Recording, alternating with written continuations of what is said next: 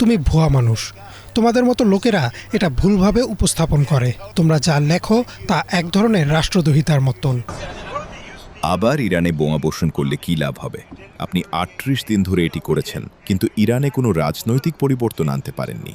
আমরা সম্পূর্ণ সামরিক বিজয় অর্জন করেছি, কিন্তু ফেক নিউজ তোমাদের মতো লোকেরা ভুলভাবে লেখে। তুমি ভুয়া মানুষ।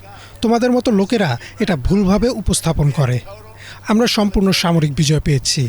আমরা তাদের পুরো নৌবাহিনী ধ্বংস করে দিয়েছি, তাদের পুরো বিমান বাহিনী ধ্বংস করে দিয়েছি, তাদের সব ধরনের বিমান প্রতিরক্ষা ব্যবস্থা ধ্বংস করেছি, তাদের সব রাডার ধ্বংস করেছি। আমরা তাদের শীর্ষ পর্যায়ের সব নেতাকে নিষ্ক্রিয় করেছি।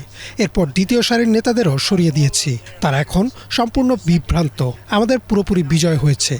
শুধু তোমাদের মতো মানুষের কারণে তা সঠিকভাবে প্রকাশ পায় না, যারা সত্য লিখে না। সত্যি বলতে আমি মনে করি তোমরা যা লেখো তা এক ধরনের রাষ্ট্রদ্রোহিতার মতন।